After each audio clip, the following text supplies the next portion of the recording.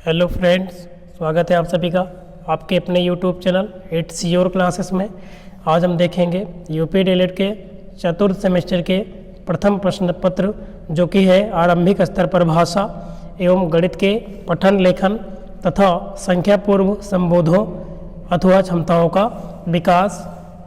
इसमें हम पवन सीरीज के देखेंगे अति लघुत्तम प्रश्न का पार्ट नंबर 1 देखेंगे। ये पहला पार्ट रहेगा। इसके पहले हमने बहुविकल्पीय का 2 पार्ट अपने चैनल पर अपलोड कर दिया है। आप देख सकते हैं क्योंकि ये पेपर 50 नंबर का आता है, जिसमें से 15 नंबर तो केवल बहुविकल्पीय या जिन्हें हम वस्तुनिष्ठ प्रश्न कहते हैं उनके ही आते हैं। तो बहुत ही मायने रखता है 15 नंबर एग्जाम में लाना। तो आप बहुविकल्पीय वाला पार्ट के जो वीडियो अपलोड है उन्हें देख सकते हैं। चलिए बिना देरी के हुए आज की क्लास को स्टार्ट करते हैं। देखते हैं अति लघुत्तम प्रश्न का पहला प्रश्न क्या है। भाषा के प्रमुख अंग कौन से हैं, है ना, कि भाषा के प्रमुख अंग कौन कौन से होते हैं। तो आपको पता होगा कि भाषा की सबसे छोटी इकाई अगर देखा जाए तो वर्ड होता है ना। फिर इनसे मिलकर क्या बनते हैं, शब्द बनते हैं। फिर लिपि, फिर ध्वनि और फिर वाक्य, एक वाक्य बन जाता है। ठीक है ना।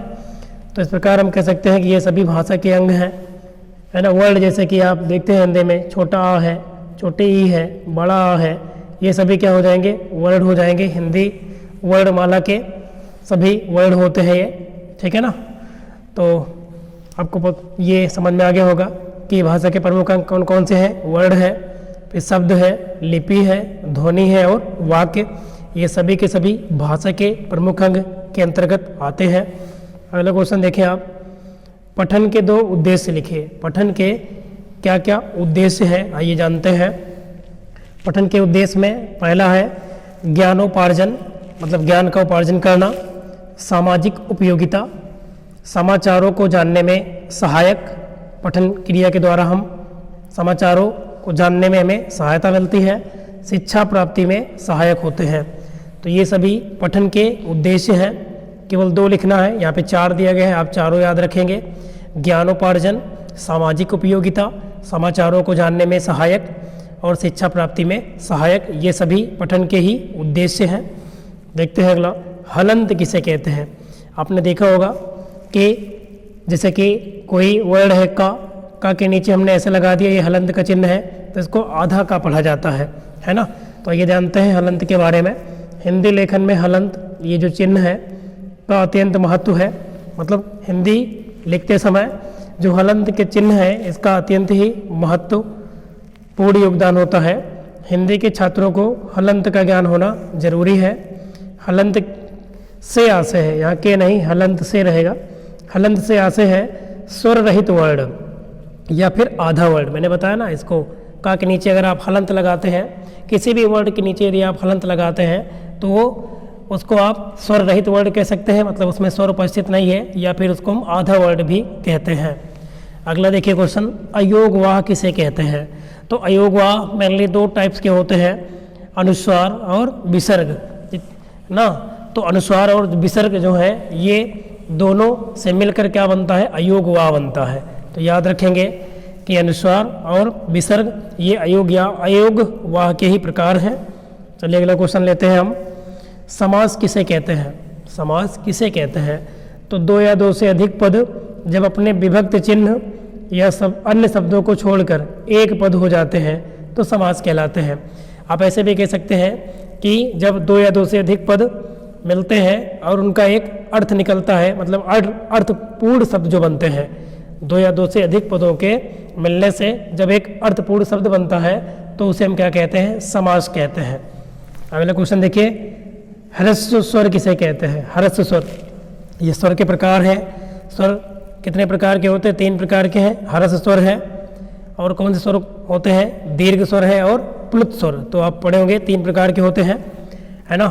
तो उच्चारण के आधार पर अगर देखा जाए तो जिन शब्दों के उच्चारण में कम से कम समय लगता है या एक मात्रा का समय लगता है, हम कह सकते हैं उन्हें ह्रस्व स्वर कहते हैं। जैसे छोटा, छोटी, छोटा ओ, रेर, ये सभी क्या हैं, ह्रस्व स्वर के उदाहरण हैं। तो ह्रस्व स्वर वे स्वर होते हैं जिनको बोलने के लिए या जिनके उच्चारण के लिए एक मात्रिक समय लगता है या एक मात्रा का समय लगता है वो ह्रस्व स्वर कहलाते हैं। जैसे कि छोटा, छोटी, छोटा ऊ।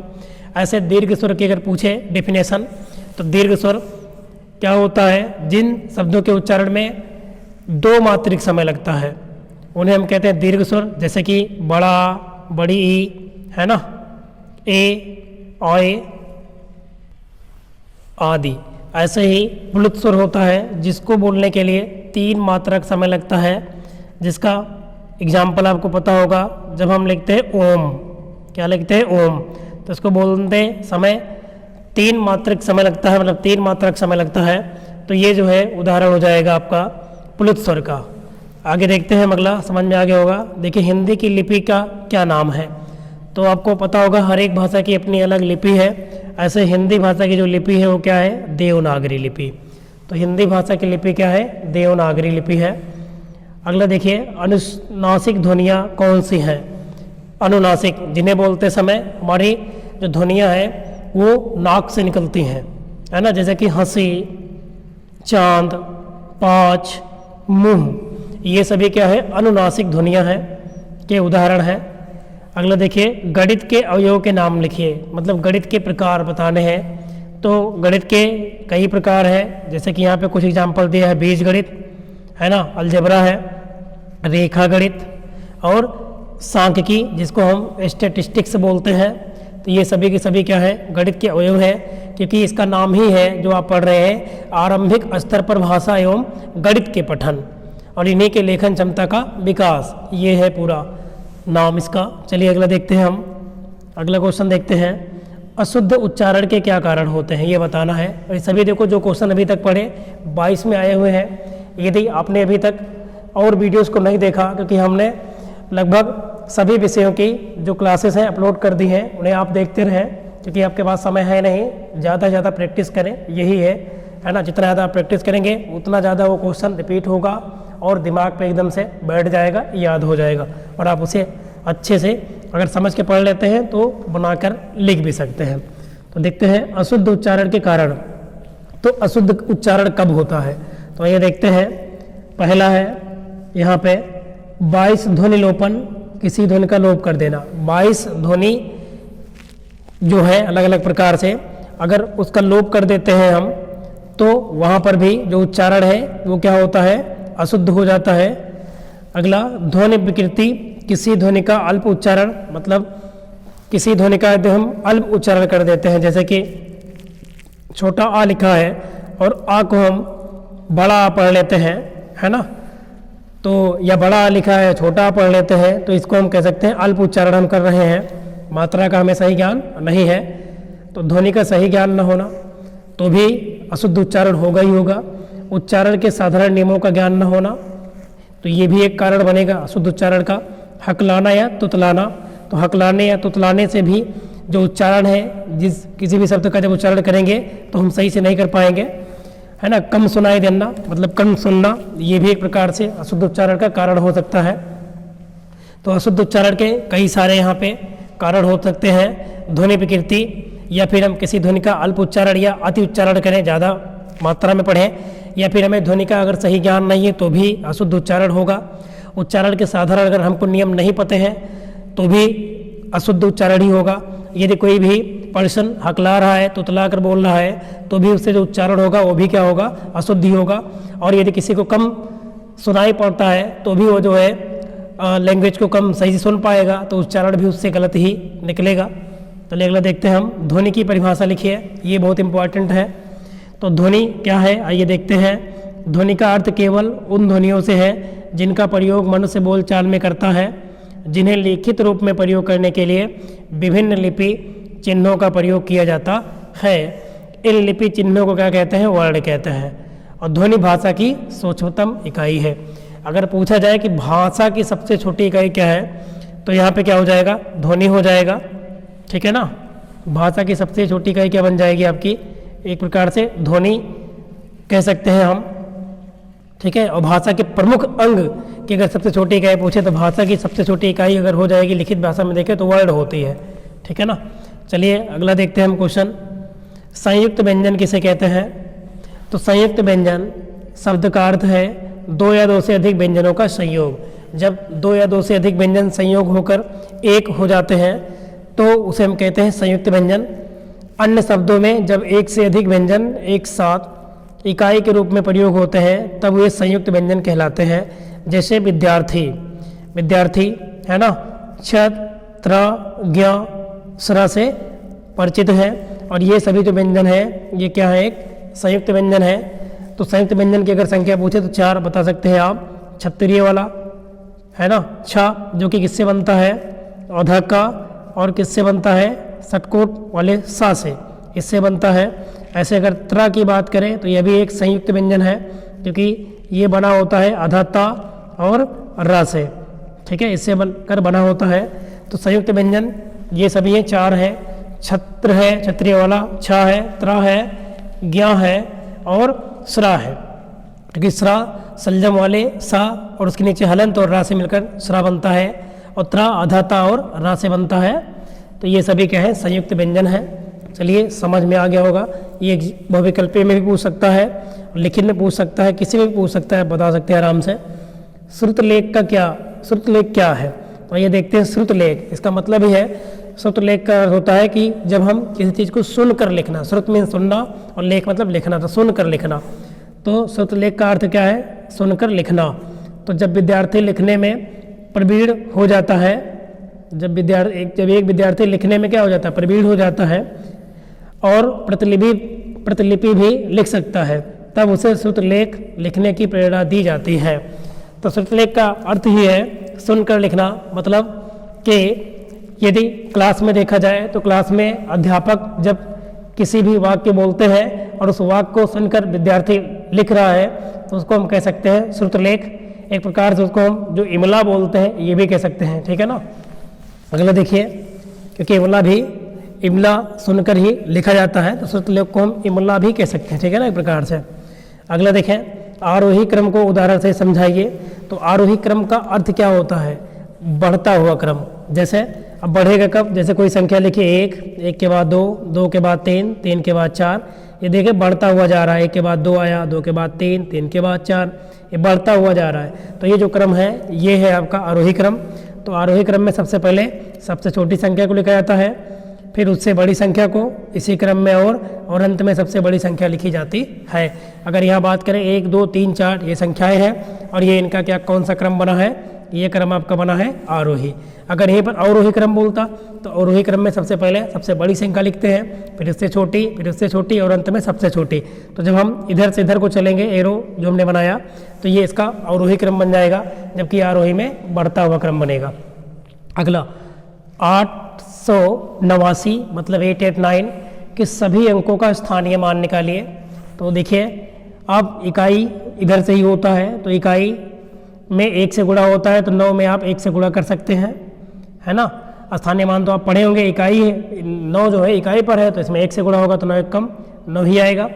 8 ये वाला जो बीच में 8 है इसका कितना होगा, ये दहाई पर है, तो इसमें कितने से गुणा होगा, 8 में 10 से, तो कितना आ जाएगा, ये देखो 80 इधर लिखा गया है। ऐसे ये वाला जो दोबारा जो 8 लिखा है ये सैकड़े पर है, तो इसमें 100 से गुणा होगा तो ये बन जाएगा 800।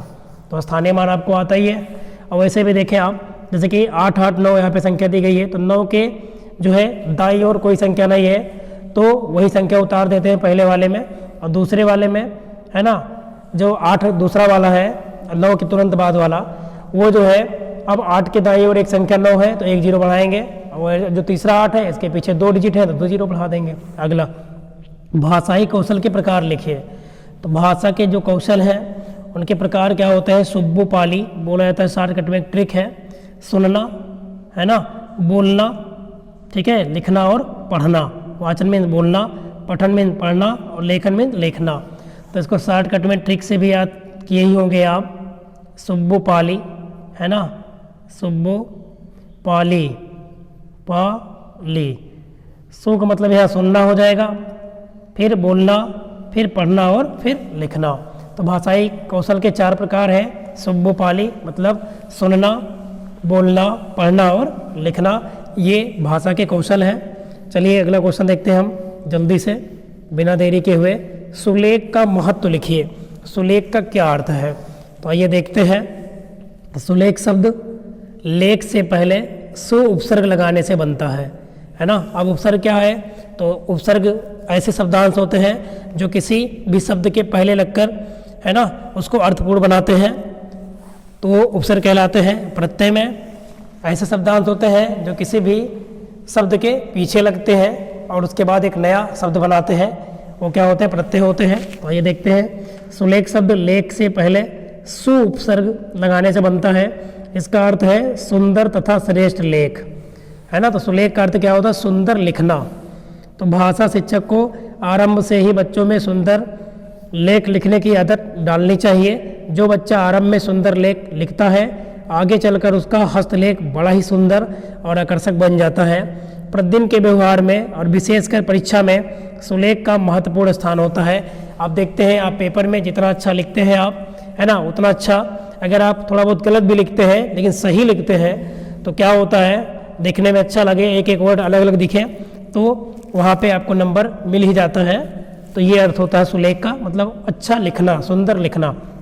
अपने से छोटों के लिए स्नेहपूर्ण 4 शब्द लिखिए। अपने से छोटे को, है ना, के लिए 4 शब्द लिखने, जैसे प्रिय बोल सकते हैं आप, अनुज मतलब छोटा होता है ये, चिरंजीवी और शुभाकांक्षी, ये सभी जो है अपनों से छोटे के लिए अगर देखें तो 4 शब्द हैं, प्रिय, अनुज, चिरंजीवी और शुभाकांक्षी। चलिए आगे देखते हैं हम। अपव्यय को सोदाहरण स्पष्ट कीजिए।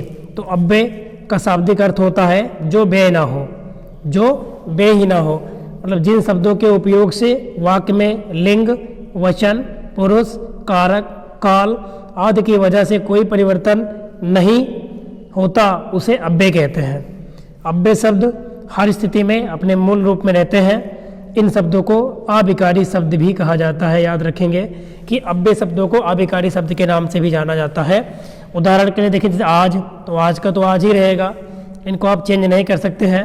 कल का कल ही रहेगा, इधर उधर, किंतु, परंतु, लेकिन, जब तक, अब तक, कब तक, कहाँ तक इत्यादि, ये सभी क्या है, अव्यय शब्द के उदाहरण है।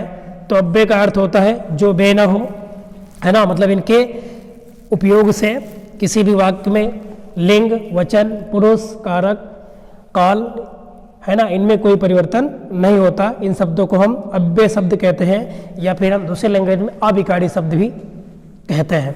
अगला देखिए क्वेश्चन, चलिए। अनुनासिक ध्वनि युक्त 4 शब्द लिखिए। तो अनुनासिक मतलब हंसी, चांद, 5, मुंह आदि, जिसके ऊपर चंद की बिंदी लगी होती है। ऐसे वर्ड जब लिखते हैं हम ना, तो जो ध्वनि होती है हमारे नाक को भी स्पर्श करते हुए बाहर निकलती है, तो ये ध्वनि अनुनासिक होती हैं। अगला देखिए, संयुक्त स्वर कौन कौन से हैं। तो संयुक्त स्वर देखिए, ओ है, औ है, ए है।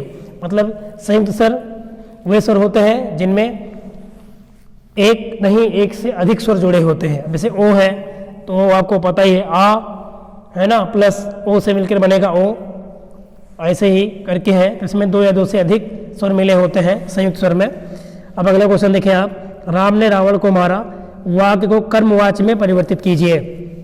तो राम ने रावण को मारा, तो इसका मतलब क्या है कि जो रावण है वो राम के द्वारा मारा गया, ये कह सकते हैं आप। राम जो है, सॉरी, रावण जो है वो राम के द्वारा मारा गया। तो राम ने रावण को मारा। अब इस वाक्य को क्रमवाच्य में अगर परिवर्तित करना है तो आप कह देंगे जो रावण है वो किसके द्वारा मारा गया, राम के द्वारा मारा गया। तो राम ने जो है कृत कार्य किया, यहाँ पे किसको मारा, रावण को मारा।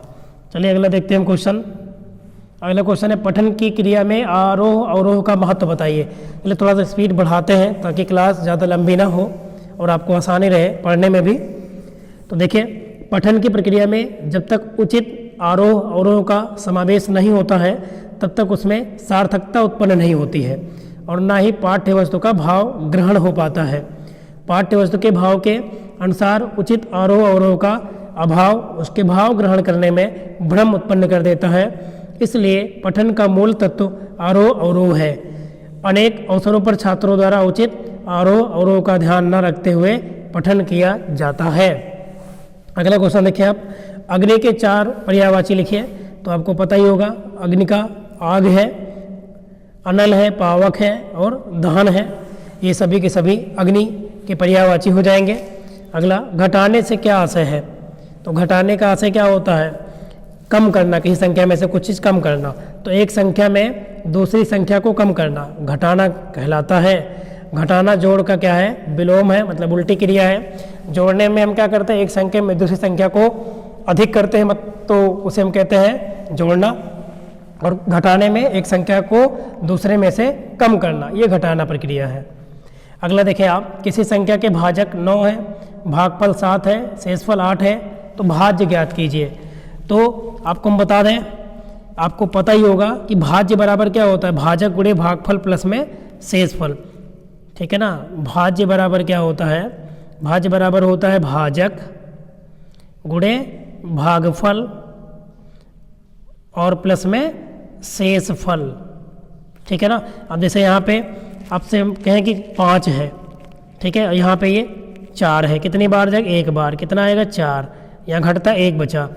तो ये जो 5 है ये क्या है? ये होता है भाज्य, क्योंकि ये संख्या भाज्य हो रही है, ठीक है। तो यहाँ पे भाज्य कौन होगा? भाज्य होगा 5।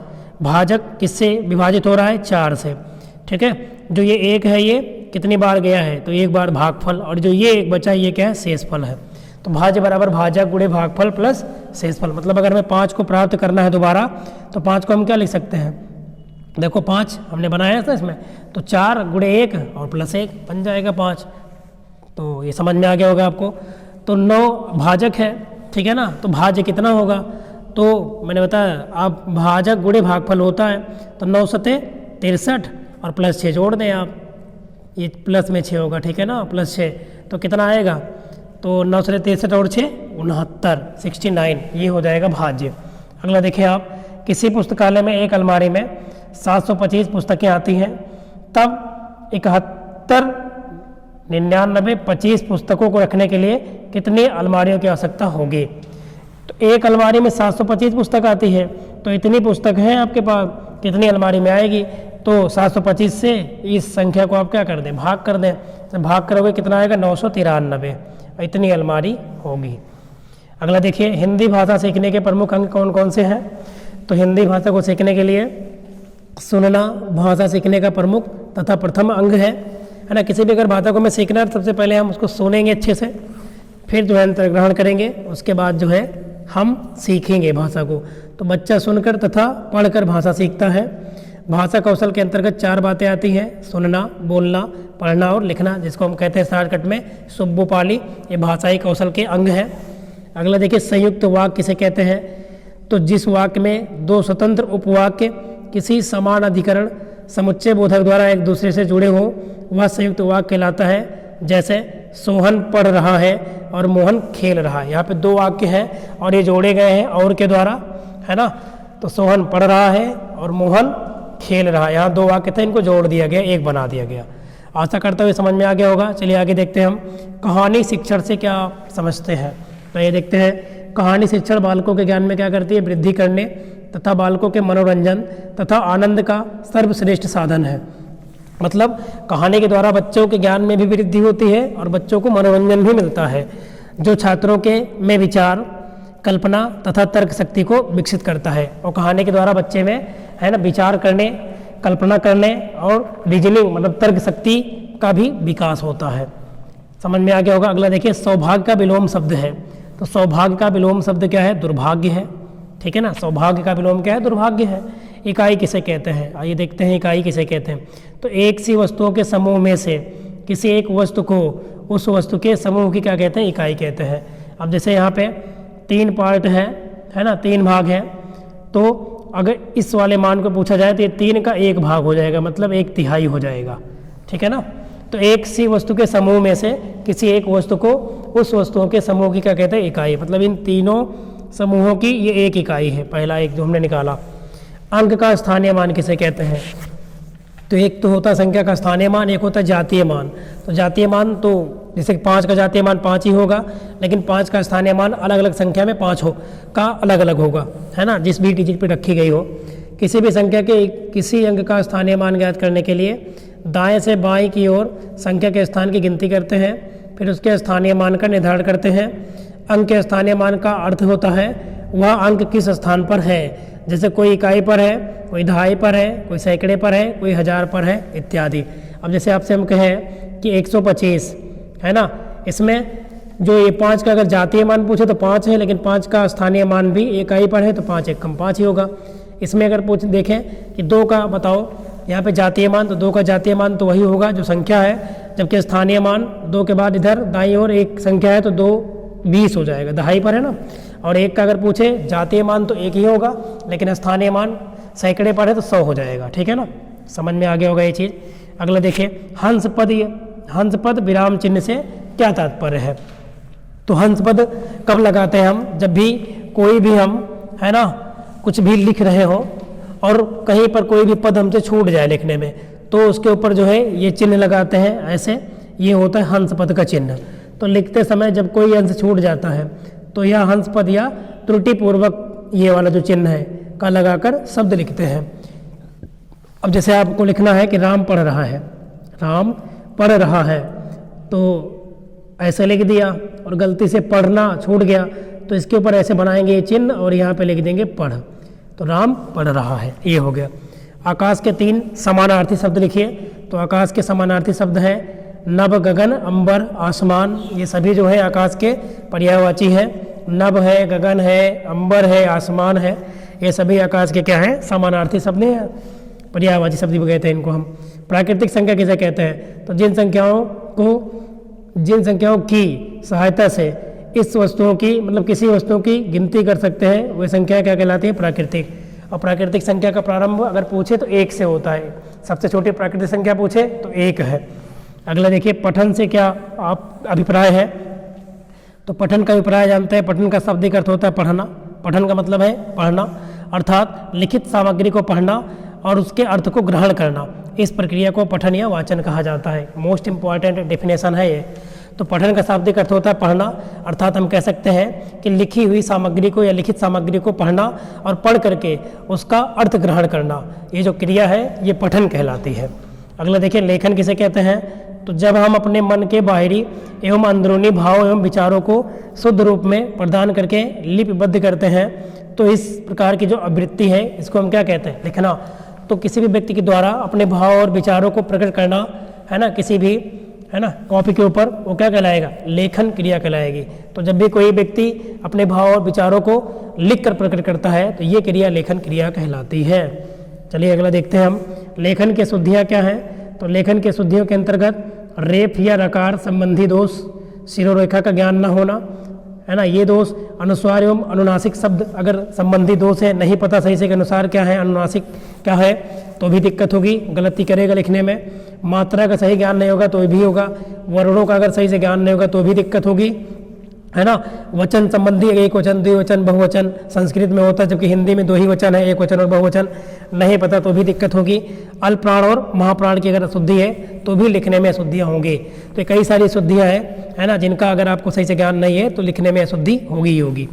अगला देखिए आप, आरंभिक पठन कौशल के उद्देश्यों की प्राप्ति हेतु क्या आवश्यक है। शुरुआती दौर पे पठन कौशल के प्राप्ति का उद्देश्य क्या होना चाहिए। तो शिक्षण और बालक के, शिक्षक रहेगा यहाँ पे, ये शिक्षण ही चलेगा, शिक्षण और बालक के बीच आत्मीय संबंध का होना, ये जो है मेन उद्देश्य होगा।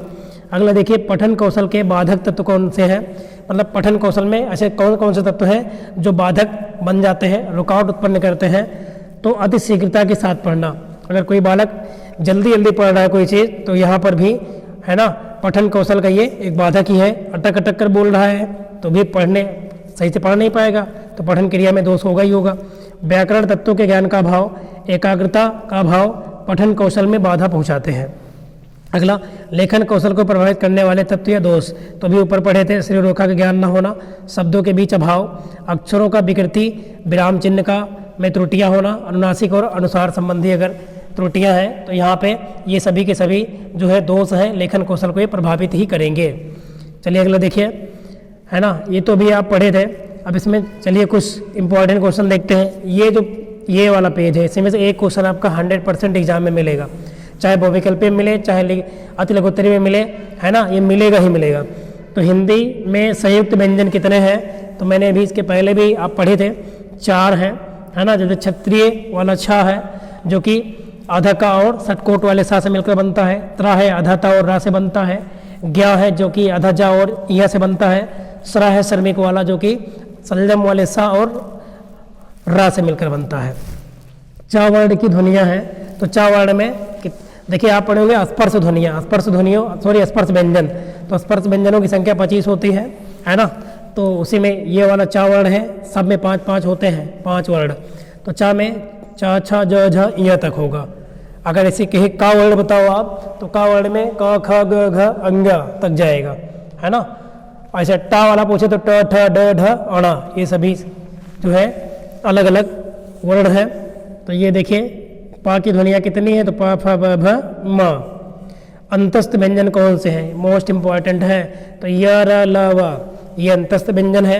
जबकि अगर आपसे पूछे कि उस व्यंजन, तो उस व्यंजन में तीनों सा आते हैं, तीनों सा और हा, ये सभी उस व्यंजन के अंतर्गत आते हैं, है ना। जिनको बोलते समय मुख से ऊष्मा निकलती, हीट निकलती है थोड़ा बहुत मात्रा में, है ना, ऐसा लगता है, तो ये उस व्यंजन है। शब्द किसे कहते हैं, तो अक्षरों तथा वर्णों के परस्पर मेल को क्या कहते हैं, शब्द। जब अक्षर और वर्ण परस्पर मिलते हैं आपस में, तो उनसे मिलकर क्या बनता है, शब्द बनता है। तो ये आपको समझ में आया होगा। चलिए देखते हैं हलंत से क्या अभिप्राय है। ये तो अभी ऊपर पढ़े ही थे, है ना, ये देखो ये पढ़े थे। अब देखते हैं मूर्धन्य वर्ण कौन कौन से हैं, मूर्धन्य वर्ण में कौन कौन आते हैं। तो देखिए इसको याद ही कर लेंगे आप, री से ऋषि वाला, है ना, ट ठ ड ढ अड़, तो टा वर्ग पूरा आता है, ट ठ ड ढ अड़, ये 5 तो पूरे आते हैं, और इसके साथ री आता है, रा आता है, और षटकोट वाला सा, ये 3 और आते हैं। तो इस प्रकार मूर्धन्य वर्ण कितने हो गए, 8 हो गए। तो याद रखेंगे, मतलब टा वर्ण पूरा आता है, और ऋ रा और षटकोट वाला सा, ये भी उसी में समाहित होता है। अगला देखिए संस्कृत भाषा की लिपि कौन सी है, तो संस्कृत भाषा की लिपि है नागरी लिपि। जबकि हिंदी भाषा की लिपि आप पढ़े थे क्या है, देवनागरी लिपि। अगला विसर्ग का आशय स्पष्ट कीजिए, तो हिंदी लेखन में विसर्ग के प्रयोग से किसी भी शब्द में बल प्रदान किया जाता है। यथा उदाहरण देखा जाए तो दुख के स्थान पर दुख लिखना, ये जो है विसर्ग चिन्ह है ना। ये जो 2 बिंदी लगी होती है, ये क्या है, विसर्ग का चिन्ह है, याद रखेंगे आप। और आगे देखते हैं अगला क्वेश्चन, अंग्रेजी वर्णमाला में कितने स्वर हैं, तो आपको पता ही है 5 हैं। अंग्रेजी वर्णमाला में कुल कितने वर्ण हैं, तो 26 है, ए से लेकर जेड तक। लेकिन जिसमें से अगर देखा जाए कितने स्वर हैं, तो 5 हैं, ए ई आई ओ यू, जिन्हें हम ओवेल्स कहते हैं। और कॉन्सोनेंट आपको पता है 21 होते हैं, क्योंकि टोटल 26 होते हैं वर्ड। इंग्लिश की बात कर रहे हैं, इंग्लिश में, है ना। का वर्ग में कितने वर्ण हैं, तो मैंने अभी बताया, इसमें दिख नहीं रहा है। का वाले में 5 होंगे, का होगा, खा होगा, गा होगा, घा होगा और अंगा होगा, तो 5 होंगे। इसका उत्तर ये है, का खा ग घ अंगा, क्योंकि 5 होते हैं, और इनको हम स्पर्श व्यंजन भी कहते हैं, ठीक है।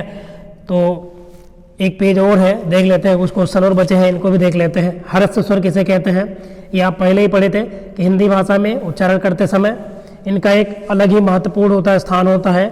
इनको बोलने में 1 मात्रा का समय लगता है, और इसका उदाहरण है छोटा, छोटी, छोटा ऊ, ये सभी हर्ष स्वर के उदाहरण हैं। अनुनासिक स्वर क्या है, तो इन स्वरों के उच्चारण में ध्वनि मुख के साथ साथ नासिका द्वारा, मैंने बताया था कि नाक से भी निकलती है ध्वनियाँ। इसके लिए जो चंद्र की जो बिंदु होती है, चंद्र बिंदु का प्रयोग किया जाता है। कहीं कहीं पर सुविधा के लिए स्थानाभाव के कारण चंद्र के स्थान पर केवल एक ही बिंदी, है ना, एक बिंदी, एक डॉट ऐसे लगा देते हैं, बिंदु ही लगा दिया जाता है। जैसे कहीं, मैं, हैं आदि, इनमें सब में क्या लगी, एक ही बिंदी लगी है, तो ये सभी अनुनासिक स्वर हैं। अनुनासिक से अर्थ में अंतर पड़ता है, जैसे है और है का मतलब बहुवचन हो जाता है ना, जब ये बिंदी लगती है। तो एक प्रकार से प्रत्यय से क्या आशय है, तो ध्वनि के उच्चारण से होने वाले यत्न को प्रयत्न से क्या आशय है, तो ध्वनि के उच्चारण से होने वाले यत्न को प्रयत्न कहते हैं। टा वर्ण में आने वाले वर्णों के नाम लिखिए, तो टा में ट ठ ड ढ अड़, मैंने बताया ये सब आते हैं, 5 हैं। संयुक्त व्यंजन लिखिए, तो ये तो कई बार क्वेश्चन आया है, मैंने कहा एग्जाम में आपके आएगा भी ये, ठीक है ना। जब एक से अधिक व्यंजन एक साथ एक इकाई के रूप में आते हैं, तब वे संयुक्त व्यंजन कहलाते हैं। जैसे कि कितने हैं, 4 हैं, छत्र है, मतलब छा है, ये छत्र नहीं बोलते, छा है, छतरी वाला छा, सॉरी क्षत्रिय वाला, और त्रा है, क्या है और सरा है, श्रमिक वाला। तो ये सभी के सभी चार के चार क्या हैं, संयुक्त व्यंजन है। आशा करता हूँ ये क्लास आपको बेहद समझ में आई होगी। एग्जाम में बहुत ही महत्वपूर्ण योगदान रहेगा, आप इसको 1-2 बार देखना। तो चलिए आप लगातार बने रहे, इसके लिए आप सभी का बहुत बहुत धन्यवाद।